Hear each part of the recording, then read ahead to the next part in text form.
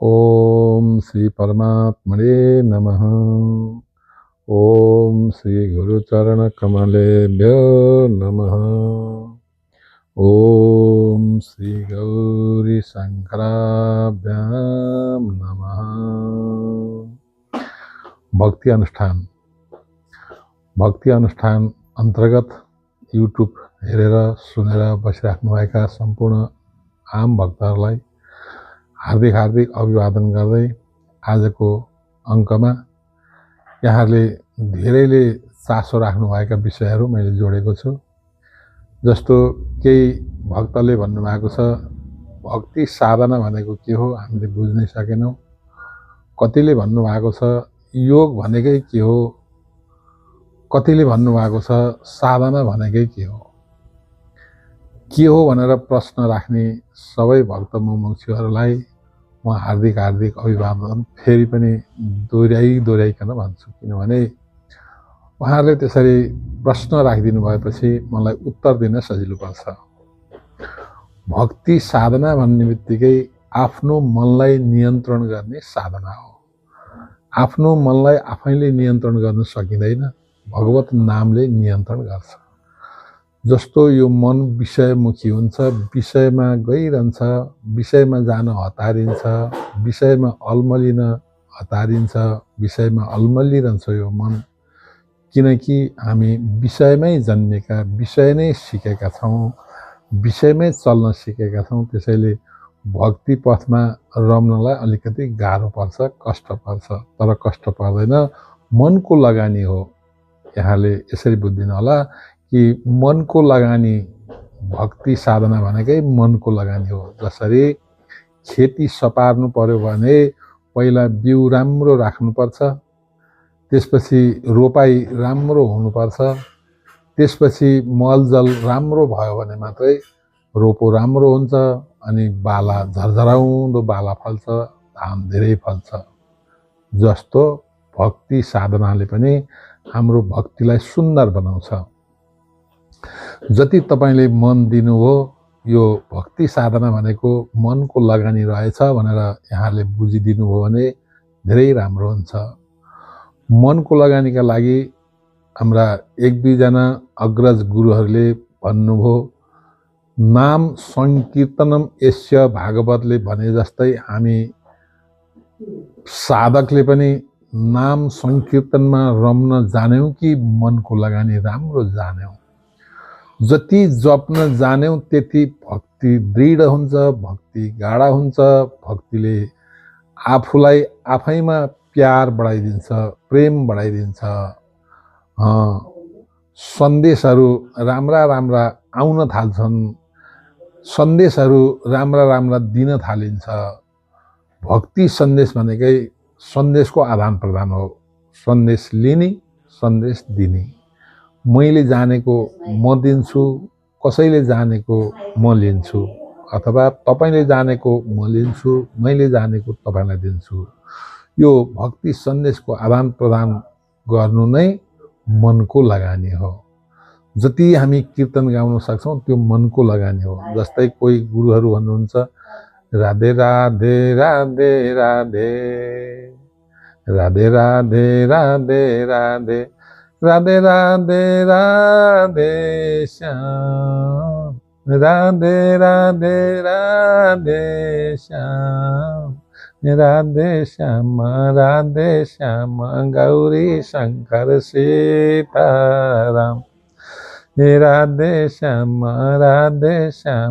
गौरी शंकर सीताराम। मनको लगानी अन्त्यकालमा दिन्छ यसले साह्रै नै ठुलो काम, साह्रै नै ठुलो काम। अन्त्यकालमा दिन्छ यसले साह्रै ठुलो काम।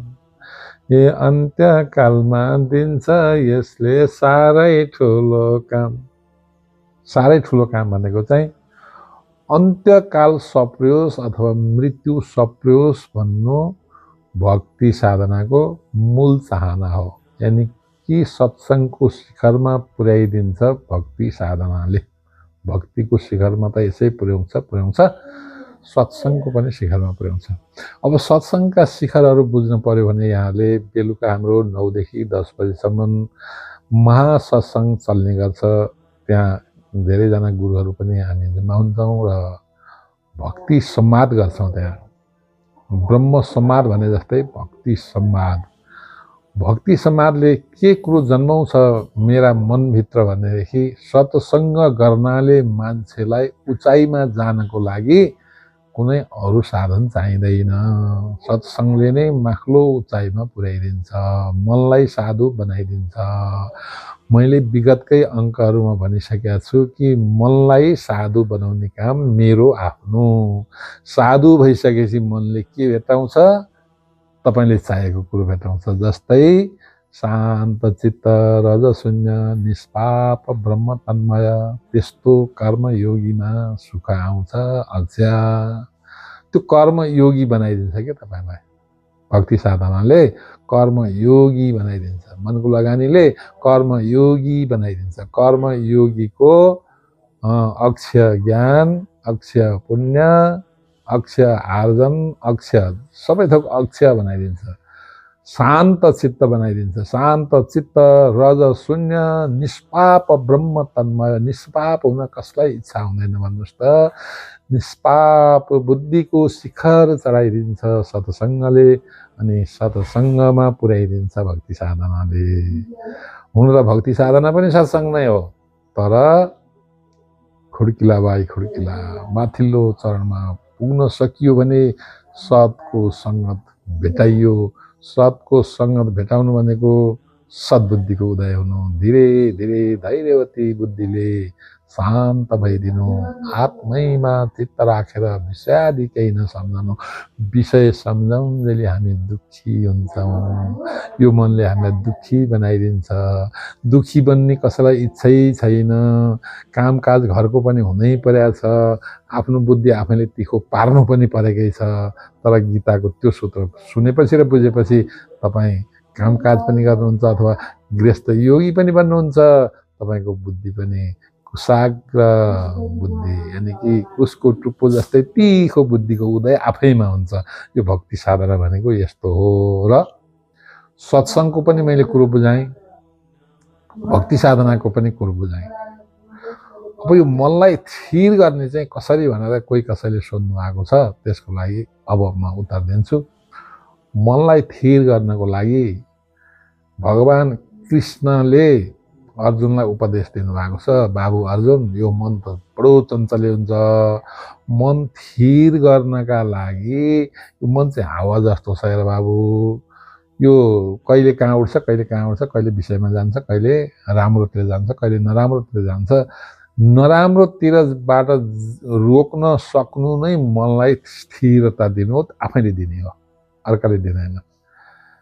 यो मन चेनेन नि मैले, यो मन चेनेन। कतिपय भक्त यो साधकहरूलाई मैले सिकाइ पनि राखेको छु। यो मन चिन्नुपर्छ आफूले। सबभन्दा पहिला यो मन चिन्न सक्यो भने भक्ति साधनाले राम्रोसँग आफ्नै ठाउँमा आफैले रोल खेल्छ कि। हामीले कुनै विषय त्याग्छु, म त्यागी बन्छु भन्नु पर्दैन।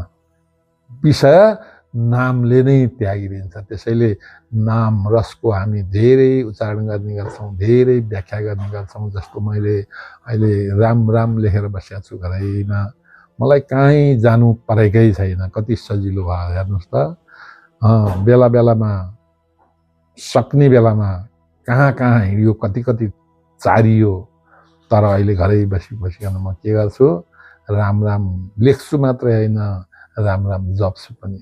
म हातले लेख्छु, मुखले जप्छु। राम राम राम राम राम राम राम राम, बस केही गर्नै पर्दैन। हातैले लेख्छु राम, मुखैले जप्छु राम। मुख पनि खाली छैन, हात पनि खाली छैन।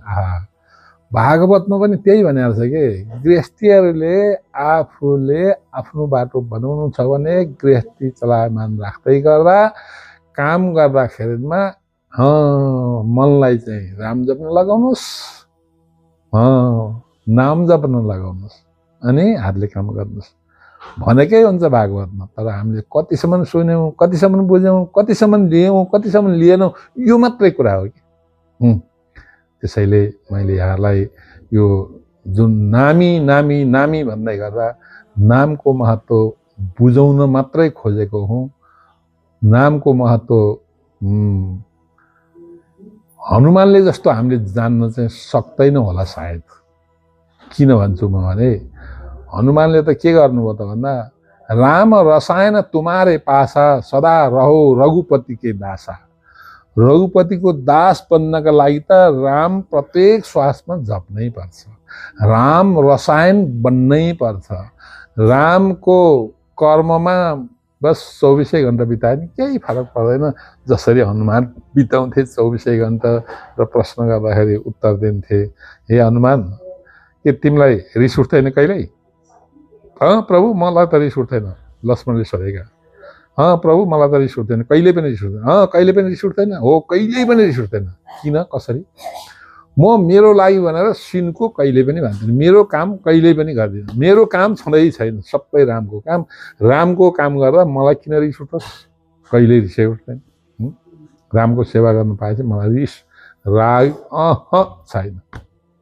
हो, विषय छोडेर चाहिँ रामको भक्त बन्न सक्यो, रामको नाम जप्न सक्यो भने हेर्नुहोस् अहिले विश्व बजारमा तपाईँले छर्लङ्ग हेर्नुहोस्, सबै अयोध्याको राम मन्दिरमा कसरी घुइँचो लाग्यो, कसरी ओहिरो लाग्यो। मान्छे त्यहाँका अगुवा गुरुहरूले के भन्दै हुनुहुन्छ, के गर्दै हुनुहुन्छ, तपाईँले नै मिडिया हेर्नु भएको होला। मैले त्यो जोड्न ल्याइरहनु पर्दैन। र भोले बाबाले पनि रामै जप्नुभयो, भक्तले पनि रामै जपे। हामीले भजनमा पनि त्यही भन्ने गरेको भक्तहरूका लागि। कसरी भन्ने गरेका थियौँ? रामले नि शिव जपे, शिवले नि राम। रामले नि शिव जपे, शिवले नि राम। भक्तले नि रामै जपे, शिवले नि राम।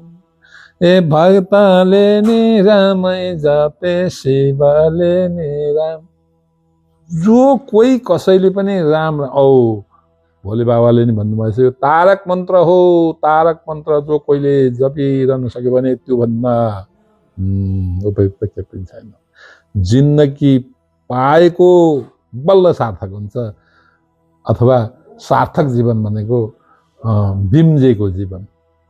साधु सन्तहरू भन्छ, निधाएर नबस है, निधाएर नबस, जिन्दगीमा निदाउनु हुँदैन भनेर भन्ने गर्नुहुन्थ्यो। हामी कुरो बुझ्दैन थियौँ। अहिले यसो हेर्दै आउँदा आफूले गर्दै जाँदाखेरिमा हामी त साँच्चै निधाएकै हुना रहेछौँ।